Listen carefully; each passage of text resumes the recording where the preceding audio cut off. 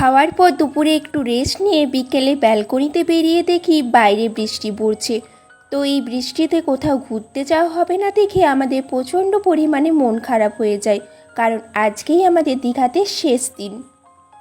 তো এই বৃষ্টির মধ্যেও আমি একদম রেডি হয়ে যাই, যতই বৃষ্টি হোক আমাদের তো বেরোতেই হবে, কারণ আমাদের বাড়ি ফেরার টিকিট এখনও করা হয়। তো আমাদের বাড়ি যাওয়ার জন্য ডিরেক্ট কোনো ট্রেন নেই, তাই ভেবেছি যে আমরা বাসেই যাব। বৃষ্টি যেহেতু এখনও কমেনি, তাই আমাদেরকে ছাতা মাথায় দিয়েই যেতে হচ্ছে।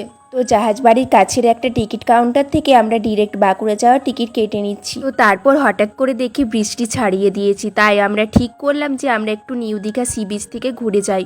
তো আমরা হেঁটে হেঁটে সমুদ্রের কাছে পৌঁছে গেছি, আর মেঘটা দেখো একবার কত সুন্দর দেখতে লাগছে। আর সমুদ্রের ঢেউগুলো একবার দেখো, কত বড় বড় সমুদ্রের ঢেউ আসছে। আর দেখো প্রচুর পরিমাণে মানুষ এসে দাঁড়িয়ে আছে এই সমুদ্রের অপূর্ব সুন্দর দৃশ্যটাকে অনুভব করার জন্য।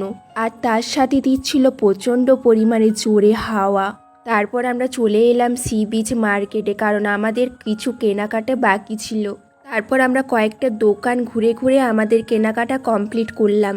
এখন আমরা খুঁজছি সেই কাকাটাকে যার কাছে আগের দিন আমরা পাপড়ি চাট খেয়েছিলাম। তো অবশেষে আমরা কাকার সন্ধান পেয়ে গিয়েছি এবং অর্ডারও দিয়ে দিয়েছি পাপড়ি চাট। তো এই দেখো আমরা পাপড়ি চাট হাতে পেয়ে গিয়েছি। তো তোমরা দীঘাতে এসে একবার এই পাপড়ি চাট খেয়ে দেখো, আমার মতো তোমাদেরও মুখে লেগে থাকবে এই পাপড়ি চাট।